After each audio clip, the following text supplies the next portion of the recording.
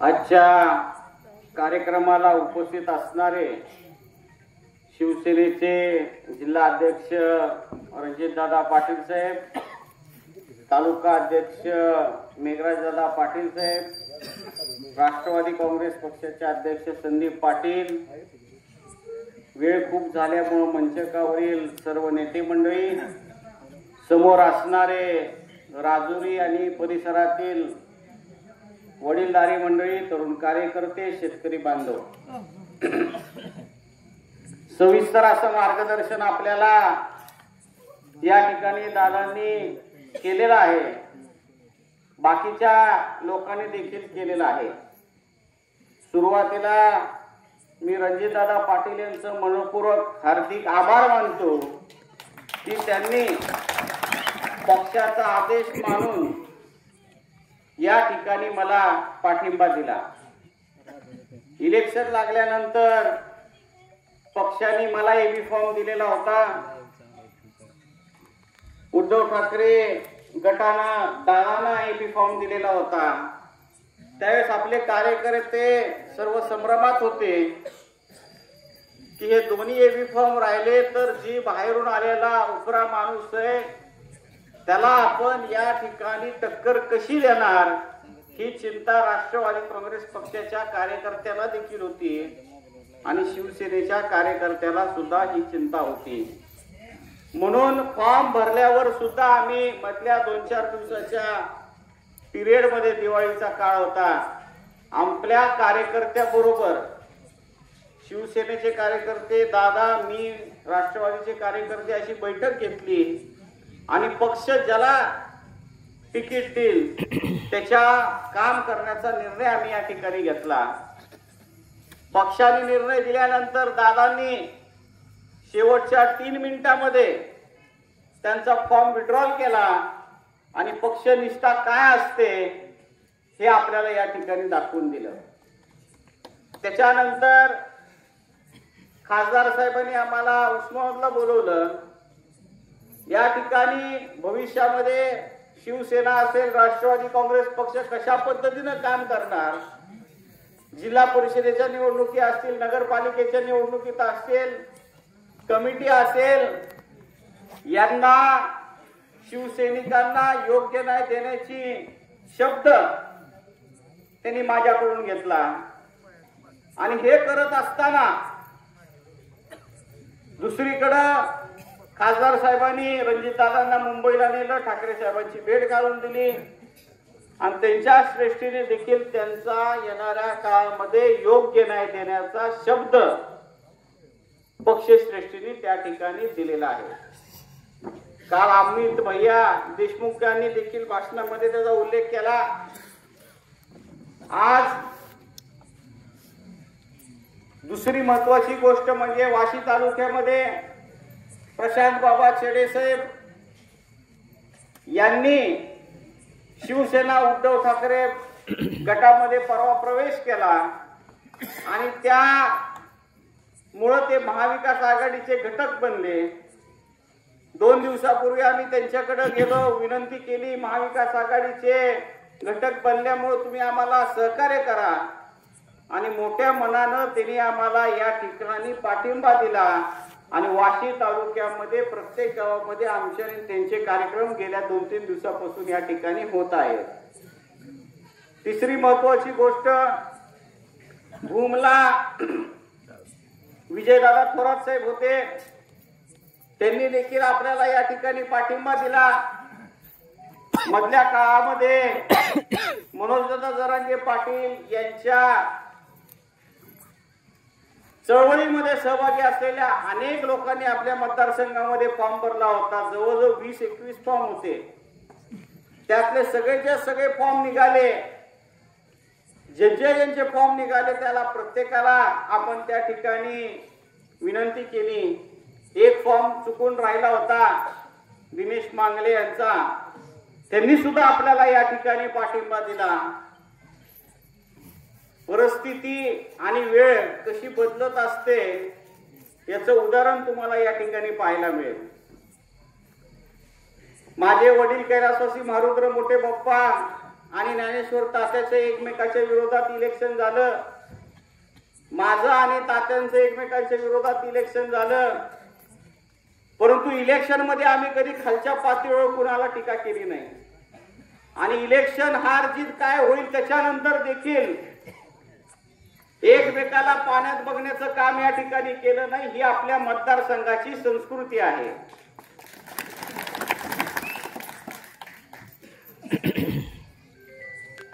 प्रशांत चेडे यांचे वडील यांनी देखील माझे वडील कैलासवासी महारुद्र मोठे बाप्पा यांच्या विरोधात इलेक्शन लढवलेलं होतं. 3 ते 4 इलेक्शन माझ्या विरोधात ते होते आणि जोरदार माझ्या विरोधात त्या ठिकाणी विरोधातल्या उमेदवाराचं काम करत होते. थोरात साहेब देखील आबा 4 टर्म आपल्या विरोधात होते.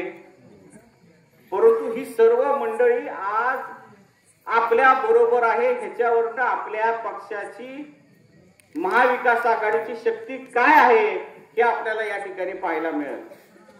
परंतु अशी परिस्थिती असली तरी सुद्धा आपल्याला चिकाटीनं येणाऱ्या 4-5 दिवसामध्ये प्रचार नियोजन पद्धतीनं या ठिकाणी करणं गरजेचं आहे. आपल्या मतदारसंघाचा सगळ्यात महत्त्वाचा प्रश्न आहे पाण्याचा, सिंचनाचा. सीना-कोळेगावचं धरण आपल्या काळामध्ये झालं, शिराळा उपसा सिंचन झालं, अनाळा उपसा सिंचन झालं. त्यामुळं सिंचन क्षेत्र वाढल्यामुळं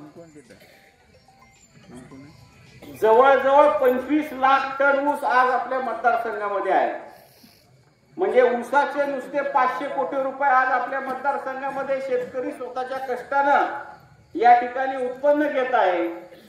राहिलेले मग सोयाबीन असेल, कांदा असेल, इतर पिकं असतील, दुधाचा व्यवसाय असेल, 500 कोटी राहिलेले सुद्धा उत्पन्न शेतकऱ्याला मिळत आहे. असा 1000 कोटीची उलाढाल सिंचनामुळे या ठिकाणी आपल्याला होत असताना पाहायला मिळते. नुसतं सिंचन करून आपण थांबलो नाही. 220 केव्ही सबस्टेशन केलं, अंतरगावचं 33 केव्ही केलं, पिंपरी फाट्याचं 33 केव्ही, असे 10-15 33 केव्ही आपल्या मतदारसंघ केरमध्ये केले आणि शेतकऱ्यांना लाईटीची सोय त्या ठिकाणी केली. मधल्या कालावधीमध्ये ज्ञानेश्वर तात्या 10 वर्ष आमदार होते, त्यांच्या काळामध्ये सिंचन क्षेत्र वाढलं, त्यांच्या काळामध्ये एमएससीबीचे सबस्टेशन वाढले. आता आपल्या विरोधामध्ये ठाकूर साहेब आपल्या विरोधात काम करतायत, परंतु त्यांच्या काळामध्ये सुद्धा काही सिंचनाच्या आणि एमएससीबीची कामं झाली. परंतु अशी परिस्थिती असताना दुसऱ्या जिल्ह्यातला उपरा माणूस आपल्या जिल्ह्यामध्ये येतो आणि इथल्या नेत्या मंडळीमध्ये 40 वर्ष काय केलं ही प्रश्न आपल्याला या ठिकाणी विचारतो.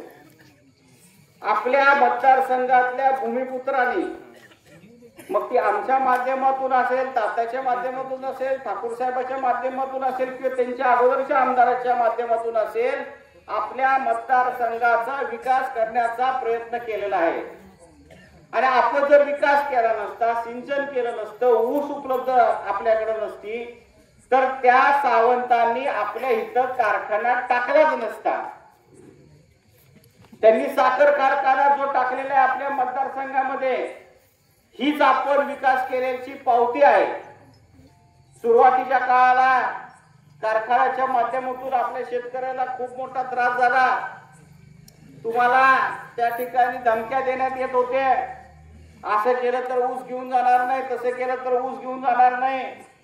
आपला कारखान्याची उभारणी त्यावेळी चालू होती. दुष्काळाला एक सीझन आपण त्या ठिकाणी 1 लाखाचं क्रशिंग करून ट्रायल घेतली. त्याच्यानंतर 3 वर्ष दुष्काळाची आणि त्यामुळं शेतकऱ्याला त्या ठिकाणी अडचण आली. परंतु त्याच्यानंतर जवळजवळ 5-7 वर्ष 5 वर्ष झालं, प्रत्येक वर्षी 5 लाखाच्या वर आपल्या कारखान्याचं या ठिकाणी क्रशिंग होत आहे. आपल्या राजुरीमध्ये देखील मोठ्या प्रमाणात ऊस आपल्या कारखान्यात येतो, आसपासच्या गावातल्या ऊस येतो. गेल्या 2-3 वर्षांमध्ये ऊस जास्त होता, यंत्रणा कमी होती, त्यामुळे एकाच वेळेस सगळ्यांचा ऊस घेऊन जाणं शक्य नव्हतं आणि सगळा ऊस आपण बाणगंगेला घेऊन जाऊ शकत नव्हतो. म्हणून नाईलाजाने काही लोकांनी तिकडे कारखान्याला भैरवनाथला ऊस दिला. परंतु आता आपल्या कारखान्याची कॅपॅसिटी ही 1250 क्रशिंग वरनं 7,000 पर्यंत गेलेले आहे. म्हणजे जवळ तिप्पट कारखाना आपला या ठिकाणी झालेला आहे. यंत्रणा आपली त्या ठिकाणी पूर्णपणे आपण भरलेली आहे. त्यामुळे येणाऱ्या काळामध्ये कसलीही ऊसाची अडचण येणार नाही हे मी तुम्हाला या कार्यक्रमाच्या निमित्तानं सांगू इच्छितो. आपला कारखाना आहे इंद्रेश्वर कारखाना, आता हर्षवर्धन पाटील साहेबाचा, ते देखील राष्ट्रवादीमध्ये आलेले आहेत.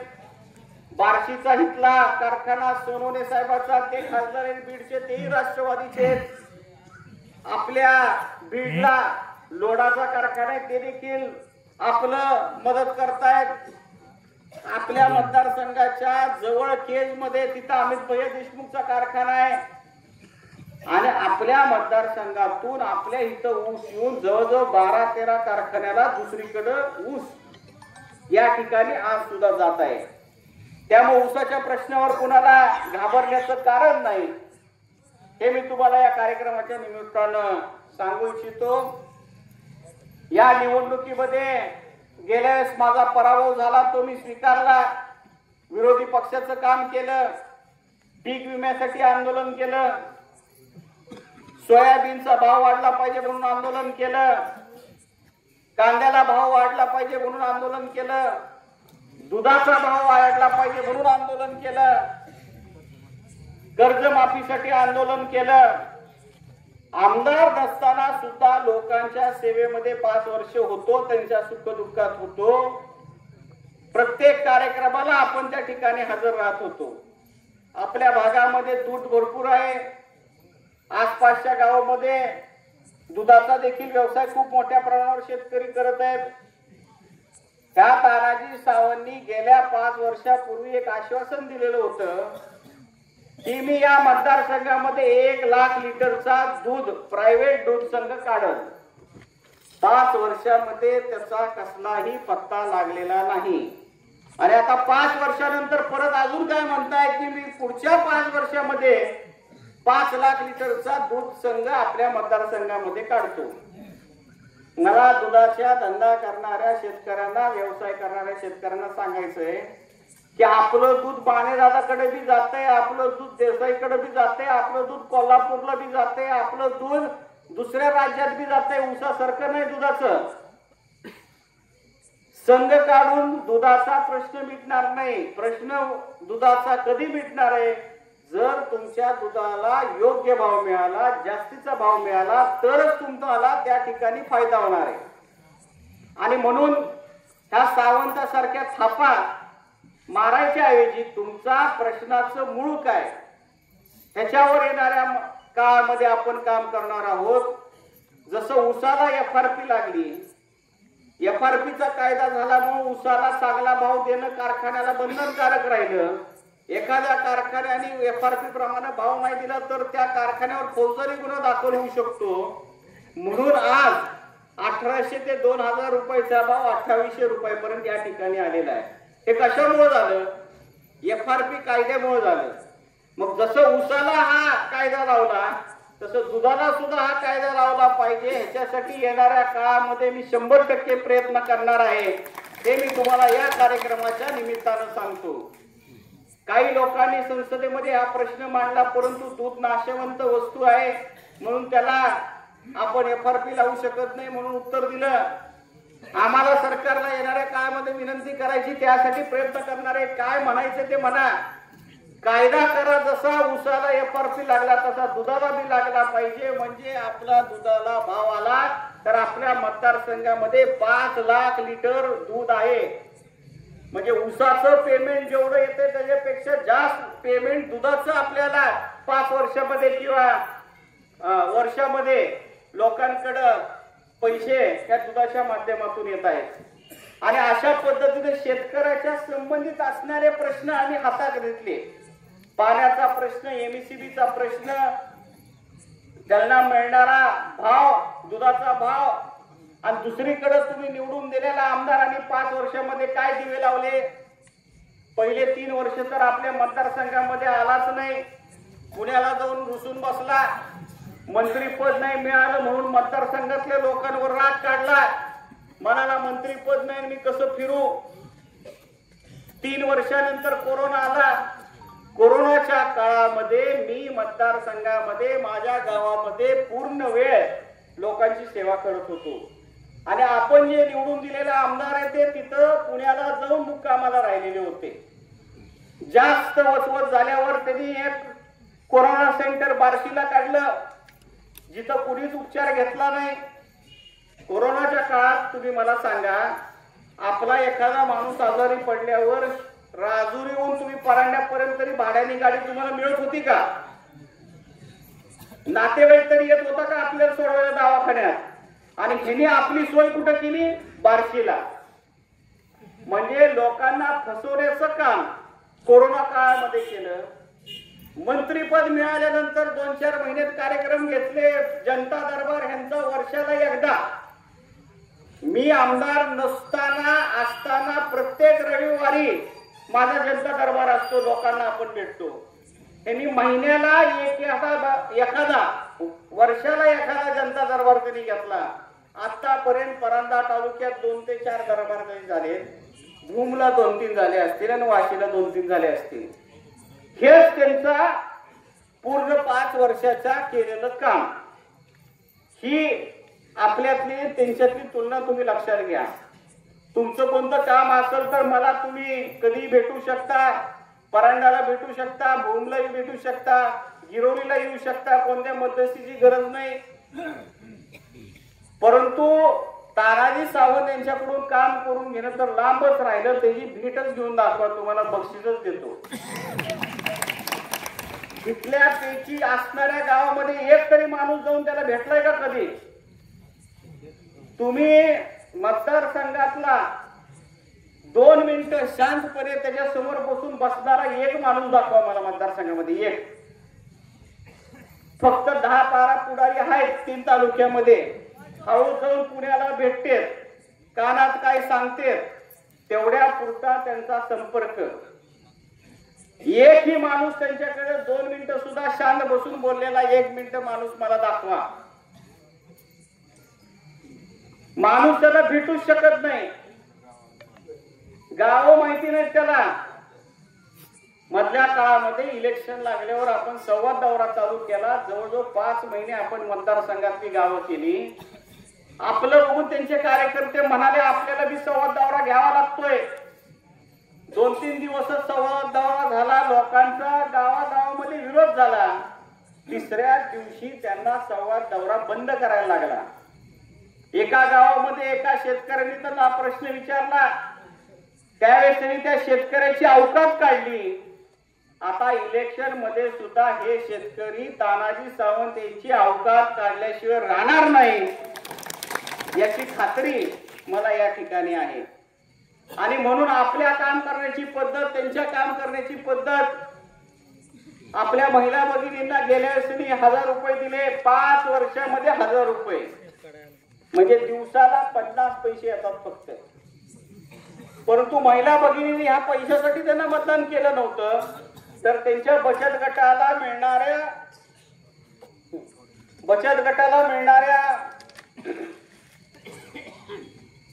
वस्तूला मार्केट मिळेल म्हणून त्यांना मतदान केलेलं होतं. आता परत त्यांना 1,500 रुपये दिले, साडी दिली, साखर दिली. ह्या सगळ्याचा हिशोब केला तर 2,000 रुपये होतात.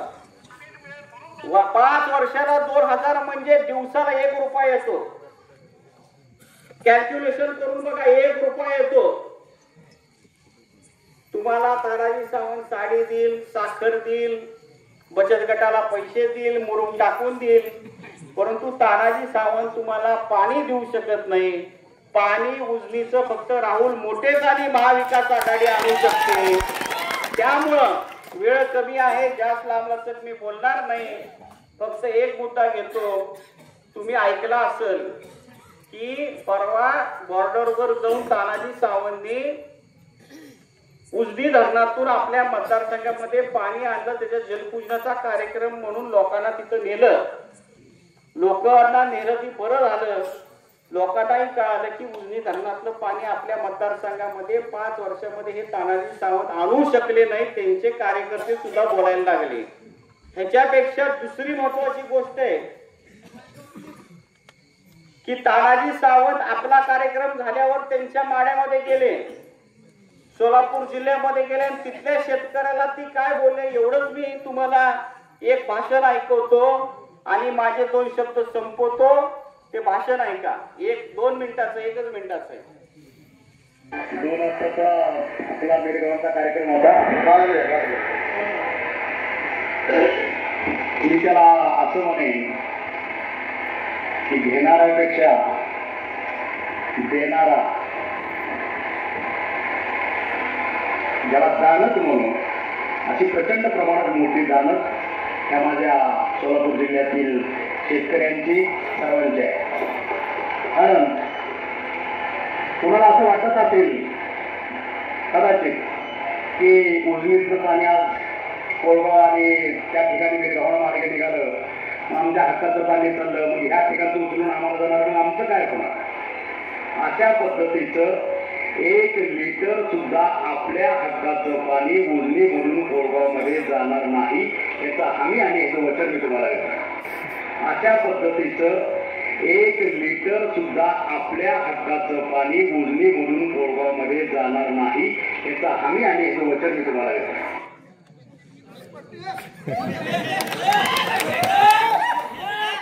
त्यांनी पक्षाची गद्दारी केली, त्यांना निवडून आणणाऱ्या माणसाची गद्दारी केली आणि आपल्या मतदारसंघात त्यांना निवडून देणाऱ्या माणसाची सुद्धा पाण्याच्या मुद्द्यावर गद्दारी केलेली आहे. हे आपण या ठिकाणी समजून घेण्याची गरज आहे. इथं येऊन म्हणतो पाणी आलं आणि तिथं जाऊन म्हणतो 1 लिटर सुद्धा उजनीचं पाणी सीना कोळेगाव मध्ये जाऊ देत नाही. ही कॅसेट कुणी तपासावी. ही भाषणे सगळ्या त्या सोलापूर जिल्ह्यामध्ये आहेत. म्हणजे आपल्या लोकांना या ठिकाणी येडं बनवण्याचं काम ही तानाजी सावंत या ठिकाणी करत आहे. आपल्या इथली जनता आता हुशार झालेली, गेल्या वेळेस वेळ नव्हता म्हणून फसली, ह्यावेळेस फसू नका ही विनंती मी तुम्हाला या कार्यक्रमाच्या निमित्तानं करतो. आणि येणाऱ्या 20 तारखेला 4 नंबर माझा अनुक्रमांक आहे, त्याच्या समोर तुतारी वाजवणारा माणूस या चिन्हासमोर बटन दाबून मतदान करावं ही विनंती करतो आणि माझे 2 शब्द संपवतो. धन्यवाद.